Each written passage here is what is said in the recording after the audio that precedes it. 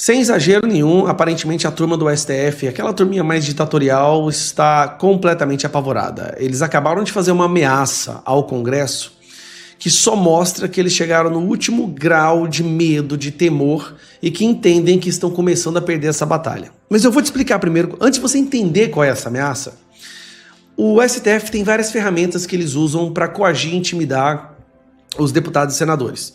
Coloca eles em inquéritos, abre qualquer inquérito, faz busca e apreensão na casa dessas pessoas, ameaça que vai colocar a família deles em inquérito. E, de certa forma, os deputados e senadores são afetados por essas ações, mas ainda mantém um certo diálogo com o STF. É impressionante, é uma coisa que eu nunca vi. O cara pode fazer uma busca e apreensão na casa da sua mãe, mas o deputado ainda senta lá e conversa com os ministros do STF e numa boa. Mas tem uma coisa que a Suprema Corte não pode mexer. É pior do que prender o pai, a mãe, pior do que prender o próprio deputado. É ameaçar as tais emendas impositivas. Você sabe o que é isso? É o dinheiro, seu dinheiro, que é arrancado de você pelos impostos, que o governo, que o Estado, o Congresso, entrega para o deputado usar esse dinheiro para poder comprar voto, comprar prefeito, vereador, roubar, fazer base eleitoral, fazer campanha. Essas são as emendas impositivas. Sem isso, o deputado morre. Olha o que o STF acabou de fazer. STF prepara contra-ataque caso o Congresso aprove a anistia. Um dos planos de ministros do STF para reagir a uma eventual aprovação da anistia seria votar o fim das chamadas emendas impositivas. Presta atenção nisso aqui, ó. Isso aqui é como se eles estivessem ameaçando jogar uma bomba atômica no Congresso. Quando se ameaça, quando se usa as emendas impositivas como forma de coação, aí o STF chegou no seu mais alto grau de desespero. Olha, o Congresso aceita busca e apreensão, aceita prisão de deputado e senador, derrubada de rede social, busca e apreensão e prisão de familiares, mas mexer no dinheiro desse pessoal, aí, meu amigo, você mexeu com a caixa de marimbondo. E é isso que o STF acabou de fazer. Com a adesão do Centrão ao tema, ministros do STF já preparam um contra-ataque a uma eventual aprovação pelo Congresso da anistia aos condenados do 8 de janeiro. Um dos planos do Supremo, segundo apurou a coluna, seria votar o fim das emendas parlamentares impositivas, aquelas que o governo é obrigado a pagar aos parlamentares. Atualmente, a Corte já analisa o assunto em diversas ações relatadas pelo ministro Flávio Dino. As ações questionam a falta de transparência na liberação de emendas impositivas. Eu sou da opinião, eu sou o único deputado do Brasil que não usa emenda, tá? Eu teria direito a usar, acho que 50, 60 milhões por ano. Eu não uso, eu deixo ficar lá, porque eu não acho que é responsabilidade nossa, não acho que é prerrogativa de um deputado mexer com dinheiro público. Mas todos os outros usam, e uma grande maioria ali do centro, principalmente, eles precisam da emenda. É a cultura ali dentro. É a existência deles. Muitos deputados viram deputados para ter emenda. É a principal fonte de corrupção, tá? Eu sou contra, mas eu não condeno quem usa, não. O que acontece? O STF está agora ameaçando a razão existencial dessas pessoas. Para eles estarem fazendo isso, eles estão comprando uma briga muito séria. Até hoje, nós nunca vimos o Congresso reagir. Pode ser que agora seja a primeira vez que se esboce uma reação. O Senado, por exemplo, com a Alcolumbre, que é, querendo ou não, o capacho desse pessoal, olha a vergonha que a Alcolumbre está passando. Ministros do STF negociam com a Alcolumbre penas menores a réus do 8 de janeiro em troca de enterro da anistia. Olha só, o desespero do STF. Primeiro, tem duas coisas absurdas acontecendo aqui. Uma, o STF está desesperado de tal forma que eles estão contemplando a possibilidade de, primeiro, ameaçando acabar com as emendas, mas também já estão negociando, como se o STF devesse negociar alguma coisa com o Congresso.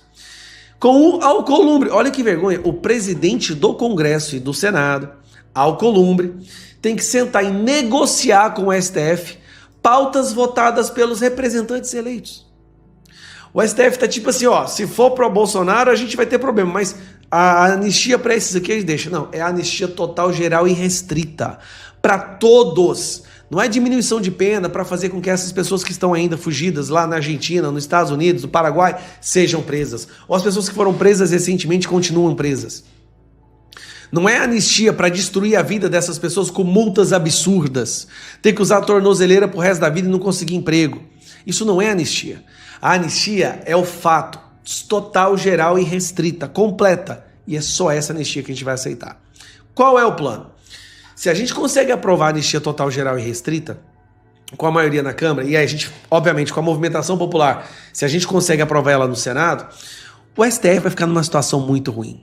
Muito ruim. Porque nós estamos chegando no momento, nós temos a maioria do impeachment, de senadores já pedindo pelo impeachment. Nós temos, no ano de 2027, nós teremos maioria no Senado e tem as Magnitsky que estão vindo por aí, né? Tem várias das Magnitsky que estão vindo por aí. E tem uma possível CPMI da Vaza Toga, que nós já temos quase 140 assinaturas e ela acontece quer o Alcolumbre queira ou não. Então, não é hora de desistir.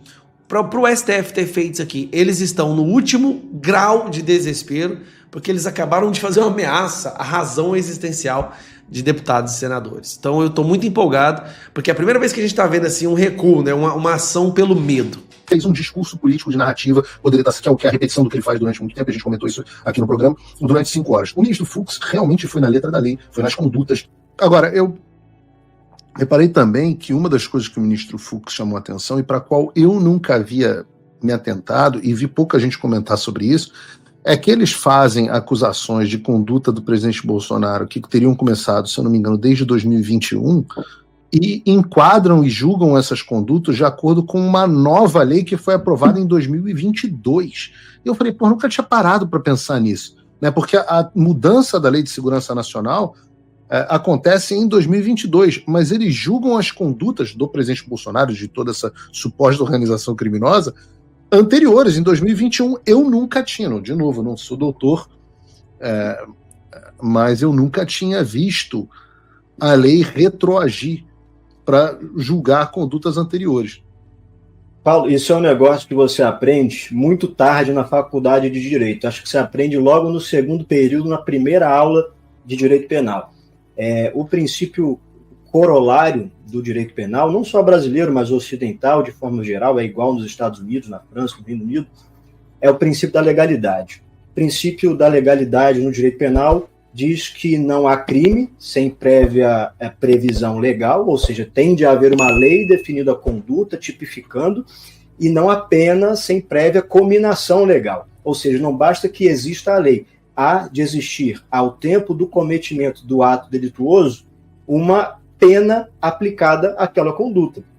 Por isso mesmo, no direito penal, existe um outro princípio que diz que a lei não poderá retroagir em desfavor do réu. A única hipótese em que a lei penal pode retroagir é quando é para beneficiar o réu. Então, o que a gente vê é que o voto do ministro Luiz Fux é o voto de um juiz que está preocupado com a lei, preocupado com a Constituição, que eles juraram defender no Supremo Tribunal Federal. Os outros votos já parecem mais votos de opiniões pessoais, de militância política, já não se parecem nem um pouco com os ensinamentos que nós aprendemos nas salas de direito. Eu achei isso muito interessante. Estava acompanhando inclusive o voto da Carmen Lúcifer agora. De um modo geral, o voto do Flávio Dino teve 1h30, foi basicamente um discurso político. O voto do Alexandre de Moraes, eu não vi nenhum apelo à lei, nenhum apelo a grandes juristas, nenhum apelo à jurisprudência, nada disso. Fez um discurso político de narrativa, poderia estar, que é a repetição do que ele faz durante muito tempo, a gente comentou isso aqui no programa, durante 5 horas. O ministro Fux realmente foi na letra da lei, foi nas condutas, ele foi verificando que cada prova, inclusive provas adulteradas, ele menciona provas adulteradas e menciona provas inventadas pela Procuradoria-Geral da República, dizendo, está dizendo aqui no inquérito policial que foram feitas tantas impressões de página, mas no final das contas, quando vai no inquérito policial, não foram feitas tantas impressões de página. Não é isso que diz o inquérito.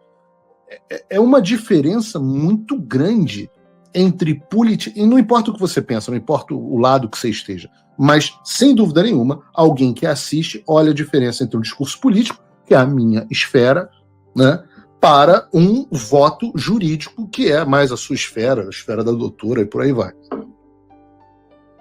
Sim, como o ministro Fux também levantou, o papel do juiz não é fazer juízo político. O papel do juiz, e eu vejo que hoje muitos magistrados se esqueceram disso, isso é um problema global, a gente pode até falar sobre isso depois, mas é um problema global, não restrito ao Brasil, é que os juízes eles querem interpretar a lei de acordo com as suas próprias convicções. Então, você acha que ocorreu um golpe de Estado, você acha que ocorreu uma tentativa de abolição violenta do Estado democrático de direito, e aí você tenta incluir e encaixar com alguma gambiarra a conduta das pessoas ao tipo penal previsto na legislação.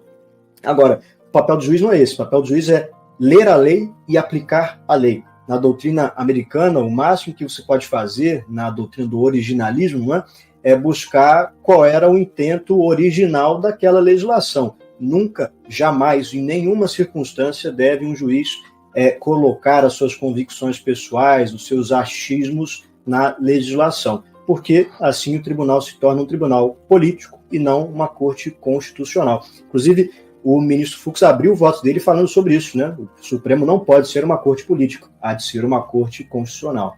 O que vai acontecer agora? Bolsonaro pode ser preso imediatamente? Não pode? Tem recurso? Não tem recurso? Qual recurso? Quanto tempo demora até o recurso? Quanto tempo eles têm para julgar? Enfim. As penas foram justas? 27 anos e 3 meses? Sobre as penas a gente vai fazer um vídeo específico ainda hoje, mas vamos conversar sobre os próximos passos. Eu sou André Marcílio, advogado, professor de Direito Constitucional. Já se inscreve aqui no canal, curta, compartilha, ativa o sininho para você receber avisos sobre todos os vídeos e compartilha com amigos para que a gente vá crescendo ainda mais aqui a nossa comunidade de esclarecimento, né? A gente precisa esclarecer os fatos para as pessoas terem repertório e argumento para não serem iludidas por aí, por boa parte da mídia que, enfim, faz nenhuma questão de que você fique sabendo o que é o certo e o que é errado, né? Quem sabe o certo não repete o errado. Muito bem, vamos lá. Quais são os próximos passos? Eles vão publicar o acórdão, né? Tem um acórdão, eles chegaram a um acordão, é isso? O acórdão é nesse sentido, a um acordão sobre se condenam ou não. Quais são as penas? Mas teve um divergente. Não importa, a maioria venceu, a maioria prevalece. Se a maioria condenou, a maioria condenou. Acabou. O divergente é em outro momento, é no recurso que a gente vai falar disso. Mas nesse momento, se foi 4-1, os 4 que votaram pela condenação prevalecem.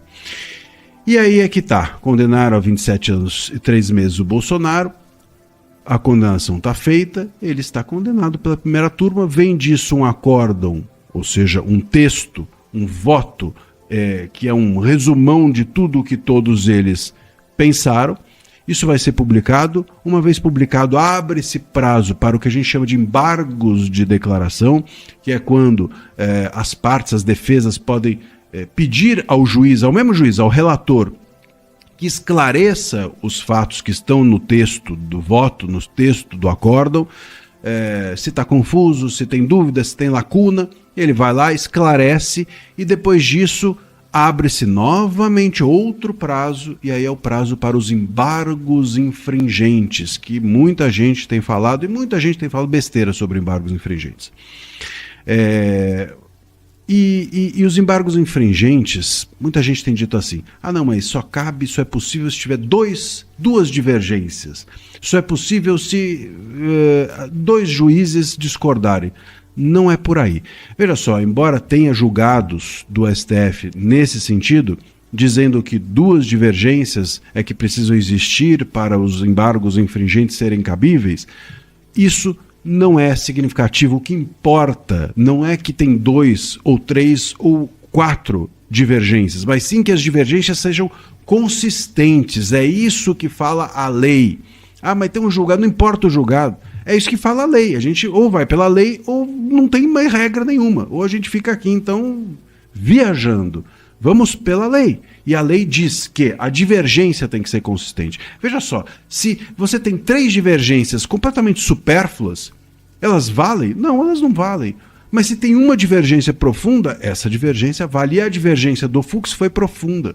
E ela vale. Ela foi super profunda. O voto do Fux, a gente já conversou aqui, tem vídeo sobre isso, é super profundo. né, super técnico, inclusive. Ele fala, inclusive, da incompetência do STF para julgar o caso. Ué, se o Bolsonaro foi julgado, diz o Fux, como ex-presidente, devia estar na primeira instância, ele não tem foro privilegiado. Se ele foi julgado pelos atos dele como presidente, bom, então ele teria que ser julgado pelo plenário e não pela primeira turma, com os 11 e não com os 5. Então, o Fux abre essa divergência, e essa divergência é profunda, porque se o STF é incompetente para julgar o caso deveria ser anulado, todo o caso, de todos os réus, inclusive dos do dia 8. Também temos vídeo aqui no canal falando sobre o impacto disso nos réus do dia 8, dá uma procurada e você vai encontrar. Então, assim, muito bem. Cabem embargos infringentes se a divergência for profunda. É profunda? É. Então, cabe embargos infringentes e ponto final. Vamos ver. Mas pode ser que... pode ser tudo. Mas tem... Tudo pode, mas cabe. Bom, muito bem. Quem vai ser o relator? É outra coisa que tem gente confundindo as pontas com isso. O relator é o próprio Moraes? Não, o relator não é o próprio Moraes. Os embargos infringentes, quem é o relator Isso está no texto expresso da lei. O relator vai ser sorteado na outra turma. Uma turma julgou, o relator de outra turma é que é sorteado para ser o relator do recurso. E esse relator é que vai decidir se sobe ou se não sobe para o plenário, para os 11 avaliarem. Mas e se ele entender que não deve subir? Acabou? Não, ainda cabe recurso do não segmento do recurso. Cabe recurso para eles dizerem, olha, o novo relator aqui, o relator do recurso não está deixando subir. Então eu faço um recurso para pedir que suba. Também cabe isso. Subindo, eles vão reavaliar o caso. Quando que isso vai acontecer? Bom, a gente não sabe. Isso pode acontecer eu tenho aqui, se tudo for super corrido, 3 meses. Se não for corrido, 20 anos. Não tem nenhuma regra para isso e depende só do ministro ou dos ministros fazerem ou não fazerem isso subir agora ou não. Eu até acho, e essa é a minha expectativa, que eles vão segurar esse recurso. Eles vão segurar esses embargos infringentes, deixar o Bolsonaro preso como já está em prisão domiciliar, segurar esse recurso dos embargos infringentes para que o plenário não avalie e deixar isso para depois das eleições. Se as eleições forem vencidas pelo candidato do STF ou pelos candidatos do STF, talvez num recurso eles aliviem a barra do Bolsonaro um pouco ou tentem negociar isso para que a anistia não precise seguir adiante. Eu acho que é por aí. Mas pode ser que não. Pode ser que eles simplesmente julguem os embargos infringentes rapidamente, em 2, 3 meses. Se for em 2, 3 meses, esse ano não dá tempo, cairia para o ano que vem, voltariam em março, apenas depois do recesso. Mas enfim, é disso. Ou no final desse ano, ou no início do ano que vem. Se correrem, é esse o tempo. E aí, depois dos embargos infringentes, depois de solucionado, isso não cabe mais recurso. E aí, transita em julgado. E aí, transitou em julgado, o Bolsonaro começa a cumprir pena. E a pena que ele cumpriu aqui, em prisão domiciliar, é descontada. O tempo que ele já está preso é descontado do cumprimento de pena lá na frente. E aí, nesse cumprimento de pena, é que vem a discussão. Ele vai para Papuda, não vai para Papuda? Repito a vocês, ele não tem direito a uma cela especial, mas por tradição entregam. E já entregaram a ex-presidente celas especiais. Vamos ver o que o STF vai fazer com isso. A decisão é do STF. Ele pode cumprir em justiça militar, pode cumprir no quartel. O STF é que tem o direito de decidir. Essa decisão não é da justiça militar, essa decisão não é do Bolsonaro, essa decisão é do STF. Vamos aguardar e ver como é que isso se desenvolverá. Repito a vocês, se correrem, pode acontecer no final desse ano já de tudo ser solucionado. Ou no início do ano que vem. Se não correrem, eles podem deixar em banho-maria o Bolsonaro preso aqui para tudo ficar meio como está até as eleições. E depois das eleições, se eles conseguirem derrotar o bolsonarismo, como eles querem, talvez eles consigam aliviar um pouco a barra do Bolsonaro. Essa me parece ser a previsão que eu tenho em mente. Aguardemos. Não temos muito o que fazer a não ser aguardar. É isso, um abraço. Pois é, né? Você vê que absurdo, né? Essas coisas parece que só acontecem aqui mesmo no Brasil, né? O STF prepara um contra-ataque contra o Congresso Nacional, contra os parlamentares que foram eleitos democraticamente pelo povo, se caso o Hugo Mota colocar para votar a anistia aos presos políticos do 8 de janeiro e que vai englobar também o Jair Bolsonaro. Pessoal, que país que nós vivemos, que mundo que nós vivemos, quando um poder vai para cima do outro e não deixa o outro agir, não deixa o outro trabalhar. Onde que está aquela cláusula na Constituição que fala que os 3 poderes, eles são harmônicos, porém dependentes? Eles não trabalham dependendo um do outro, mas eles são harmônicos, né? Eles têm os poderes, por isso que fala 3 poderes, ou seja, cada um tem um poder, tem uma parcela de poder. E agora nós vemos essa chantagem, hein? É por isso que está passando ali na Câmara dos Deputados, no Congresso, né, a tal da PEC da blindagem. Por quê? Lógico, quando os parlamentares têm o STF como aquele que vai castigar ali, né, aquele que vai bater, que vai fazer e acontecer, se caso tiver algum crime do parlamentar, é lógico que eles não vão votar contra matérias que interessem ali o STF. Então, pessoal, já estava mais do que na hora. Tem umas coisas que eu fico pensando, por que ainda existe no Brasil o foro privilegiado com julgamento somente no STF para parlamentar? Isso não poderia acontecer nunca, pessoal. Nunca, nunca, nunca. Por quê? É por isso que o Brasil fica todo amarrado.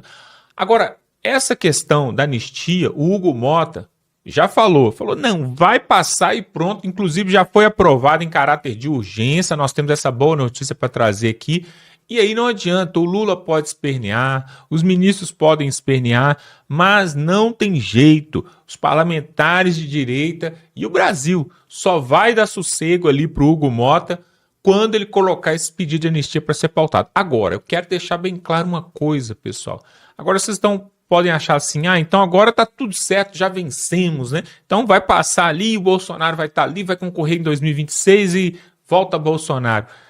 Não é bem assim, pessoal. Sabe por quê? Presta atenção. Eles são um pouco mais inteligentes do que isso.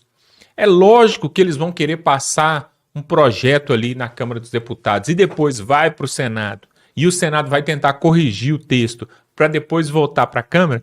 Eles vão tentar passar algo que não abrange o Bolsonaro, pessoal. O golpe está aqui, ó. Se vocês ainda não perceberam, o Hugo Mota está assim, ó, coliadinho com o sistema, com o Lula, com os ministros. Então, pessoal, eles vão até aceitar passar a anistia.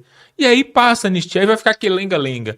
Vota a comissão, tem texto, e aí os deputados vão lá e fazem discurso e tal, e aí votou. Aí aprovou, aí vai lá pro Senado, aí fica mais um mês esse lenga-lenga e tal. Só que aí eles vão recusar algumas coisas. Isso aqui não, isso aqui não, isso aqui não. Volta esse texto para a Câmara dos Deputados e aí sabe-se lá o que pode acontecer. Enquanto isso, o tempo do processo ali para terminar para o STF promulgar a prisão de Jair Bolsonaro já está correndo. Os analistas, os juristas estão falando que após a condenação de Bolsonaro que aconteceu na semana passada, eles estimam um prazo de aproximadamente 2 meses para o Supremo Tribunal expedir ali a sentença e o mandado de prisão. Ou seja, estou pensando aqui que eles podem, o Hugo Mota pode estar ganhando tempo, vai ficar ganhando tempo enrolando esse processo aí de anistia, depois vai até votar na Câmara, mas vai para o Senado, volta para a Câmara e tal.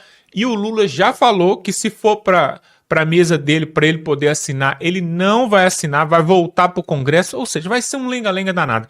Esse negócio vai arrastar até o final do ano, pessoal. Sendo bem realista e honesto com vocês que estão aqui nos assistindo, vai arrastar até o final do ano, enquanto isso, o Supremo dá um jeito de promulgar ali a prisão de Jair Bolsonaro. É só isso, pessoal. Não tem nada de novo. Eu estou passando aqui para vocês a verdade.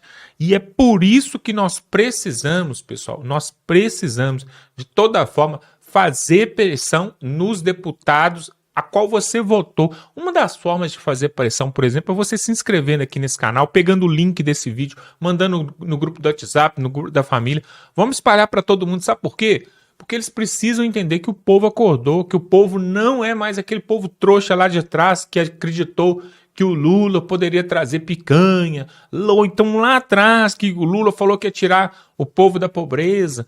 Pessoal, nós precisamos agora, mais do que nunca, fortalecer os canais de direita e divulgar esse tipo de conteúdo para que essa anistia possa passar, mas de forma ampla e irrestrita. Não uma anistia paraguaia, como assim se diz, né? Meia boca, para poder justamente enrolar o povo brasileiro mais uma vez. Nós vamos ficando por aqui. Se você gosta desse conteúdo, se inscreva, dá um like e tamo junto.